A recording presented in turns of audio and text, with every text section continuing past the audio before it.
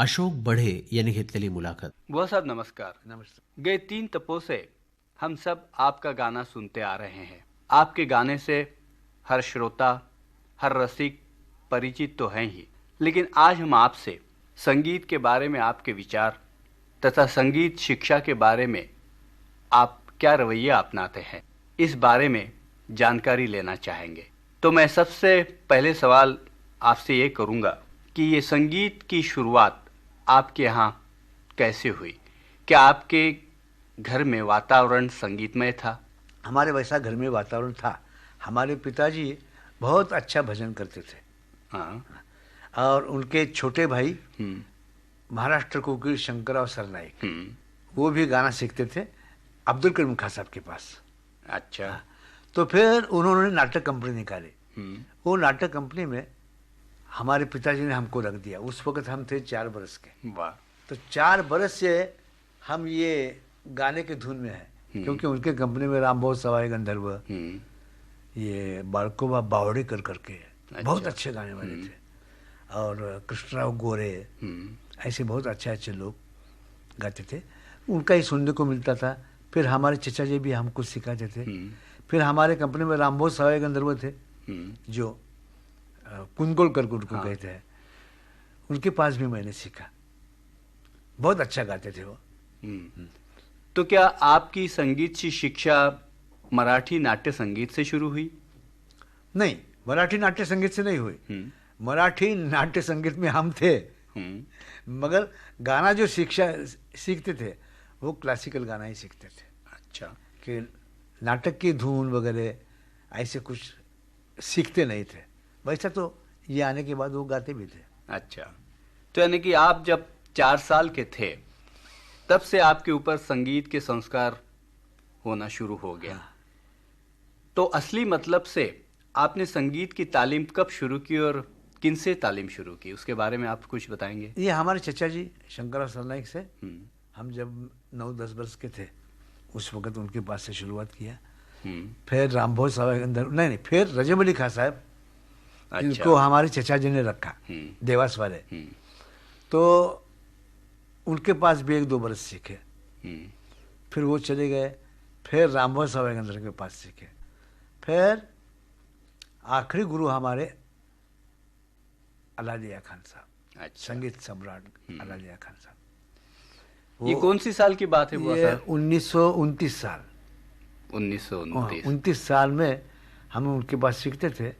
यानी उनके पास सुबह शाम रात उनके पास ही उनकी सेवा करना, उनको पैर दबाना, उनको स्नान डालना. बुढ़े बहुत थे, 75 वर्ष के थे, और मैं था शायद 20 वर्ष का. और वो उनके पास हम सीखते थे और उनकी सेवा बहुत करते थे. और वो हमारे पास, क्योंकि नाटक कंपनी में से हमारे साथ आते थे, कि हमारे चचा जी ने उनको पैसा भी बहुत दिया. पहला ज़माना ऐसा था, आज जैसे सिनेमा नट मिला रहे पैसा, वैसा नाटक कंपनी वाली श्रीमान थे लोग. अच्छा. उन्होंने 3,000 मांगा था तो इन्होंने 11,000 दिए थे हमारे चचा जी ने. यानी बड़ी सौभाग्य की बात थी कि 1929 में ये सब बुर्जुर्ग इकट्ठे कोल्हापुर में आपसे मिले और आपने उनसे तालीम हासिल की, है ना? नहीं, कोल्हापुर में नहीं, हमारी नाटक कंपनी में साहब थे. और हमारी नाटक कंपनी आज बम्बई, कल पुणे, अच्छा, दौरे पे रहती थी. लेकिन अलादिया साहब से मुलाकात कहाँ हुई आपकी? बम्बई में हुई. अच्छा. और बम्बई से वो हमारे साथ 4 वर्ष थे हमारे कंपनी में. फिर उसके बाद 35 साल को नाटक कंपनी बंदी हो गई. अच्छा. फिर हम कोल्हापुर में आए. तो फिर कोल्हापुर में खां साहब थे और उसी वक्त भी उनके पास सीखा मैंने. मगर वो 15 दिन कोल्हापुर में रहते थे. 15 दिन हमारा ये 34 साल के बाद मोगूबाई को उन्होंने सिखाना शुरू किया था. तो वो सब मैं ये आपसे पूछूंगा कि उस जमाने में जो हम गुरुकुल पद्धति बोलते हैं, क्या वो अस्तित्व में थी? हाँ, हमारे वास्ते तो होती, क्योंकि हमारे गुरुजी हमारे पास, हम उनके पास हर हमेशा बैठते थे और गुरुकुल पद्धति से सीखते थे. अच्छा. ऐसा सबको नहीं सीखने को मिलता है. जैसे आता अब मुगुबाई है, मुगुबाई के घर में एक दिन में 1-2-3 घंटा जाना, फिर अपने घर में आना, ऐसा खास साहब सिखाते थे। मगर हमारे घर में वैसा नहीं था, हमारे कंपनी में एक खास साहब थे, सुबह शाम रात ऐसा। तो रियाज कैसा होता था? सुबह उठ के रियाज शुरू होता था? हाँ, सुबह उठ के तो रियाज होना चाहिए। यानी सुबह जल्दी उठ के रियाज करते थे? हाँ, 5-6 घंटा तो हम रियाज करते थे। नहीं, उनका सिखाने का तरीका क्या था? उनका सिखाने का तरीका, क्योंकि उस वक्त हम जरा गाते भी थे ना, राम भोज सवाई गंधर्व रजबड़े खां साहब इनके पास से सीख के आए थे, तो जैसा अभी हम गाएंगे वैसा ही वो हमको सिखाते थे और हम लेते थे। अच्छा, यानी कौन से राग से शुरुआत की उन्होंने? हाँ, उन्होंने तुड़ी राग से शुरुआत किया। हाँ, फिर फूलश्री राग सिखाया। हमारे में फूलश्री है, जयत कल्याण है, सावनी कल्याण है, सावनी नहीं, सावनी कल्याण। वो हर हमेशा लोग जो गाते हैं वो बिहाग अंग का सावनी गाते हैं। अच्छा, सावनी कल्याण निराला है। नहीं, मैं आपसे यही पूछना चाहता था कि अलादिया खां साहब का जो घराना है, तो उनकी गान शैली की विशेषताएं क्या है, जो आप कुछ जरा बताएंगे? अच्छा, जरूर बताएंगे।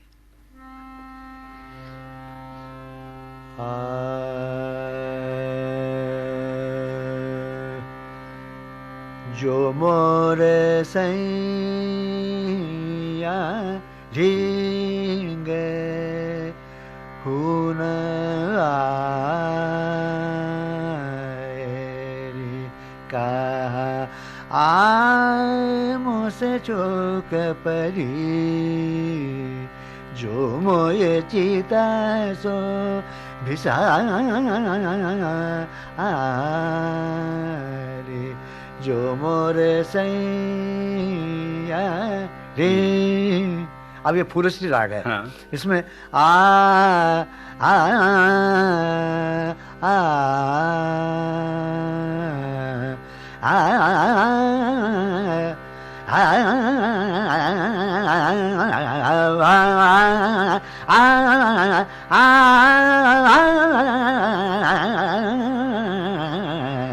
जो मोरे सैया रे, ऐसा। वो सब ऐसा माना जाता है कि कुछ राग जो है वो घराने से जुड़े हुए हैं, यानी जब हम उस घराने के कोई कलाकार आते हैं और उनको सुनते हैं तो ऐसे राग प्रस्तुत करते हैं। तो अलादिया खां साहब का जो घराना है, इस घराने से ऐसे कोई राग जुड़े हुए हैं? हाँ, वैसे तो ये अभी फूलश्री है। हाँ, ये उनके सावनी कल्याण आपने बताया, घराने का पेटेंट राग है। और दूसरा ये बसंती केदार, मधुआ पीवन ला। देखिए बसंत और केदार कैसा। हाँ। आ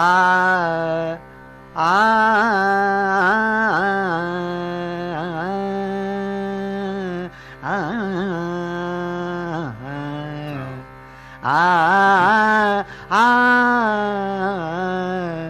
मधुआ पीवन लागी, फूल फूल पर भवरा गुंजन लागी, मधुआ पीवन ला। अब ये जो है आ आ आ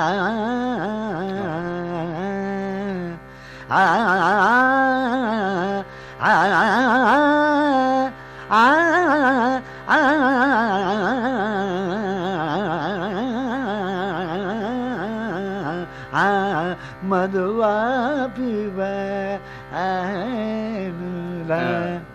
यानी हमारे घर में ज्यादा जोड़ राग भी अच्छा करते हैं। अच्छा, हाँ, जोड़ राग की विशेषता है। जोड़ राग की विशेषता है। वो साहब, अगला सवाल मैं पूछता हूँ कि खां साहब के पास आपने कितने साल तक तालीम हासिल की? 4-5 बरस।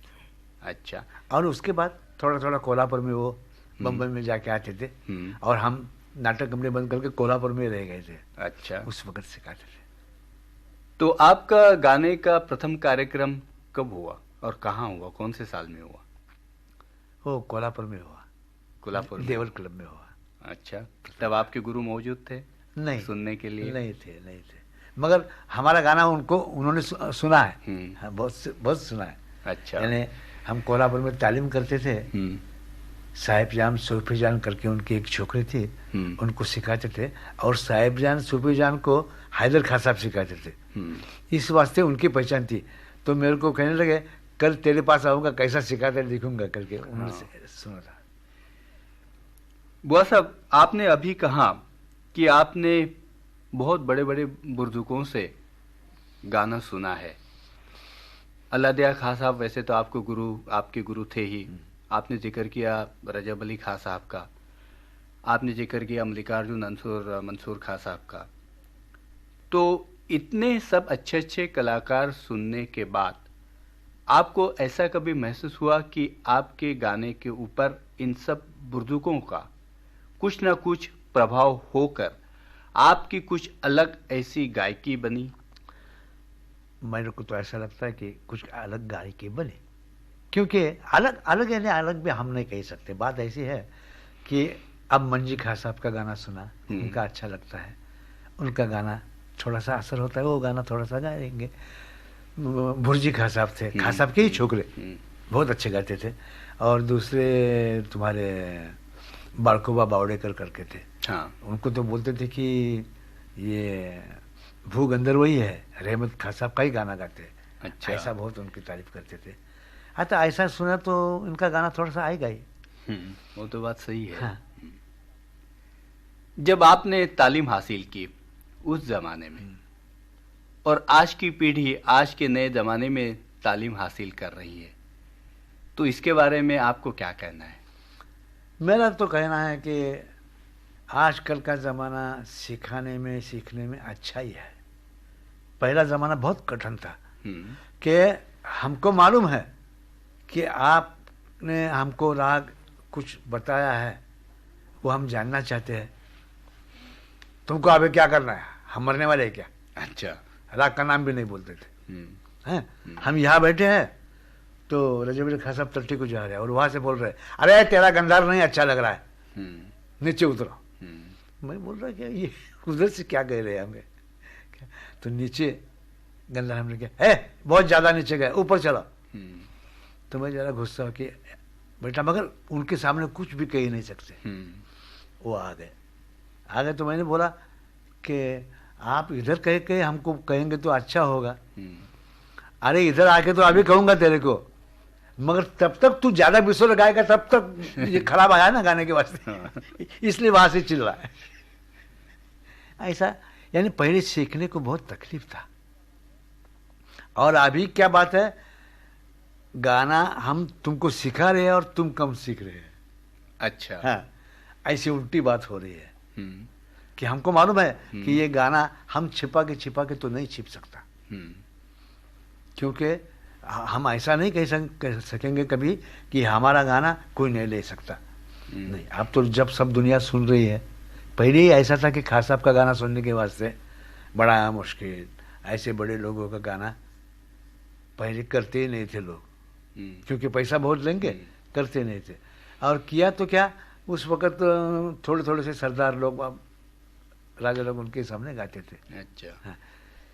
नहीं बुआ साहब, इसके ऊपर यदि मैं आपसे सवाल करूं कि पहले के ज़माने में, यानी कि जब आपने तालीम हासिल की, सुबह से शाम तक आप पूरे संगीतमय वातावरण में मिले जुले रहते थे। लेकिन आज का ज़माना वैसा नहीं है। 2 टाइम खाने के लिए आदमी को बहुत कुछ कठिनाइयाँ उठानी पड़ती है, और इसमें से समय निकालने के बाद ही वो कुछ रियाज कर सकता है। तो मैं ऐसा कहूँगा कि आपके ज़माने में आपने जो तालीम हासिल की ही वह ज़्यादा सरल था आज की तुलना में। तो क्या ये आप नहीं मानेंगे इस बात को? नहीं, हमको तो ऐसा लगता है सीखने वाला कभी भी सीख सकता है। नहीं, वो बात सही है।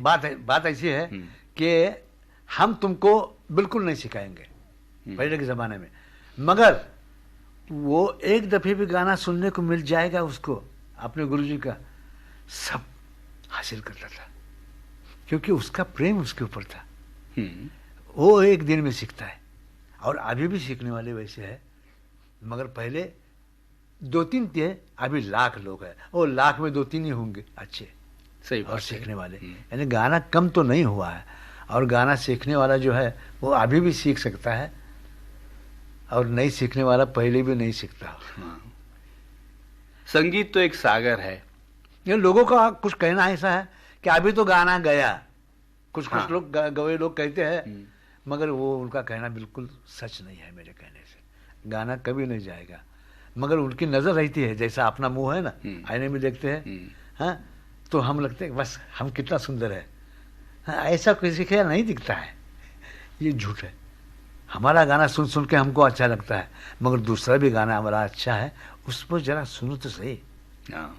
वो गौर नहीं करते, अरे हमारे शरीर का है, यानी दिल में ऐसा, और अभी तो गाना गया, और हम अरे ओ निवृत्ति बुआ के गुरु रजब लिखा साहब के गुरु अल्लाह दिया खा साहब के गुरु जहांगीर खा, तो गाना कितना कम हो गया, निवृत्ति क्या गाएगा वो जहांगीर खा के सामने, इसलिए गाना गाया बोलते हैं, मगर ऐसा नहीं हो सकता है।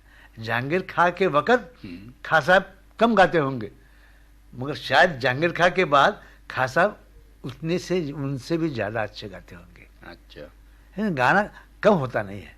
नहीं, ये सवाल मैंने इसलिए किया कि हम सुनते आ रहे हैं कि उस जमाने में 16-16, 12-12 घंटे रियाज करते थे, वो तो और बिल्कुल, तभी वो ऊंचे कलाकार वो हो जरा- पाए। लेकिन आज का समय ऐसा है कि इतना समय नहीं मिलता रियाज करने के लिए। नहीं, रियाज करने को लिए समय नहीं मिलता, ये तो फिर बात आ गई, करने वाले को रियाज करने को मिलता है, वो टाइम निकाले गए। अब गुरु परंपरा हमारे कलकत्ते में है, हैं, मगर बात ऐसे है, उसमें भी बहुत ऐसे लोग हैं कि सीखने वाला ही सीखता है।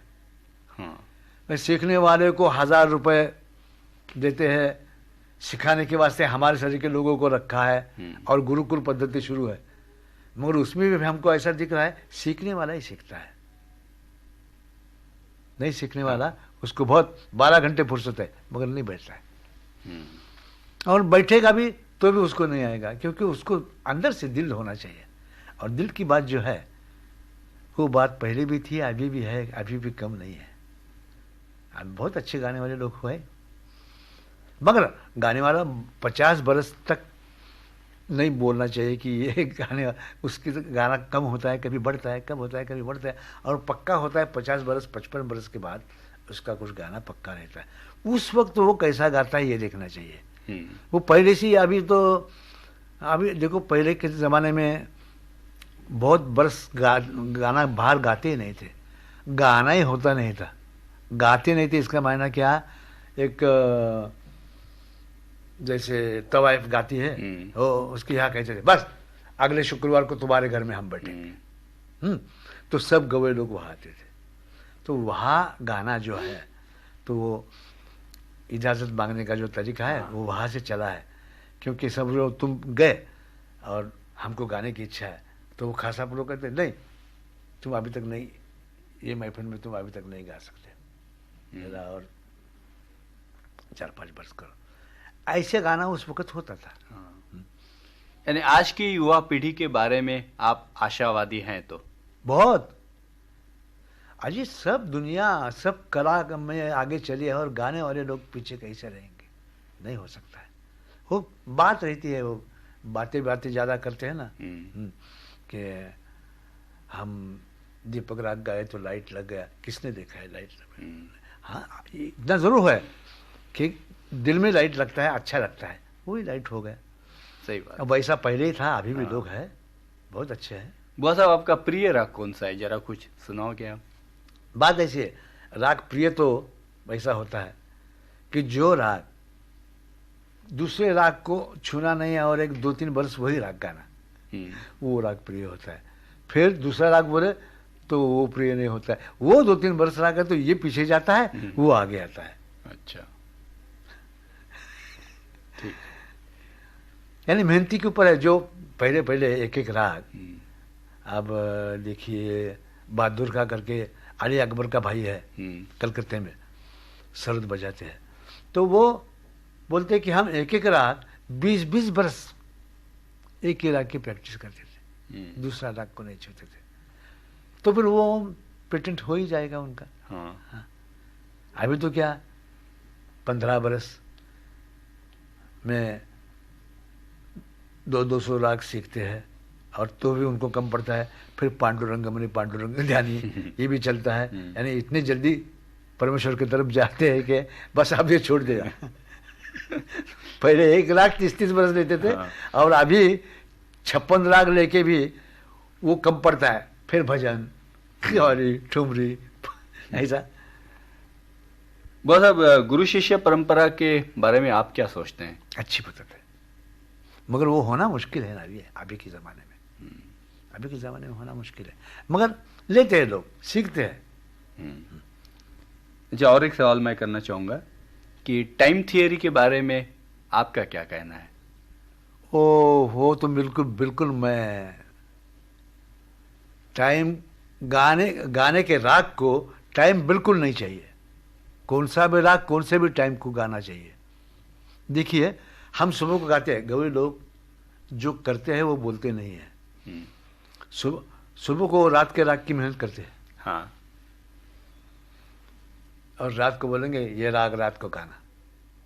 हमने बड़े बड़े खास साहब लोगों का हम नाम नहीं लेंगे,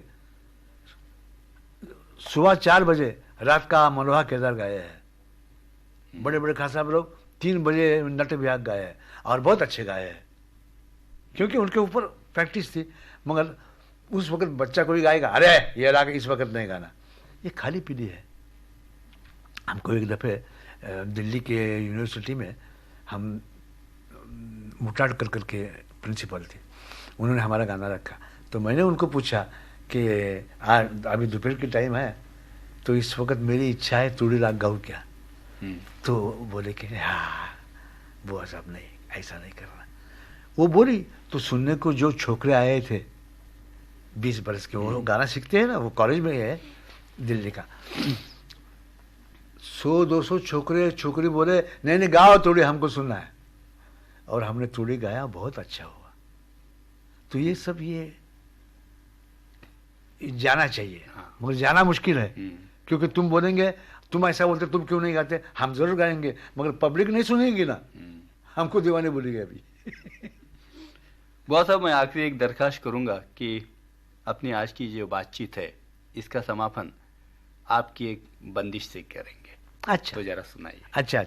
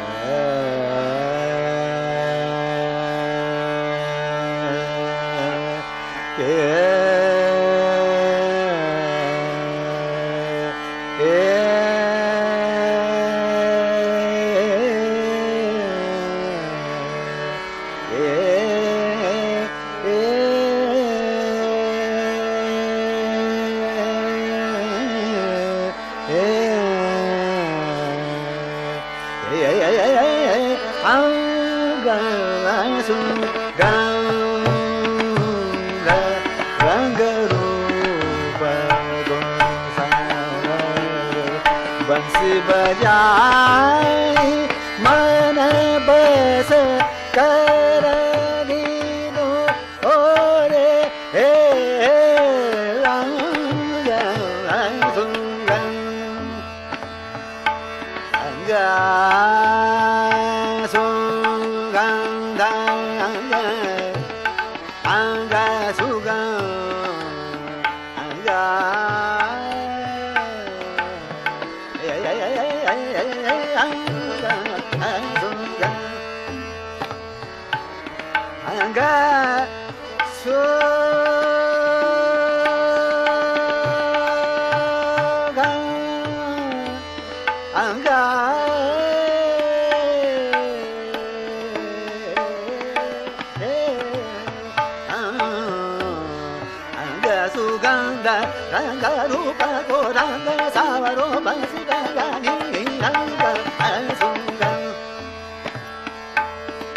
Suga,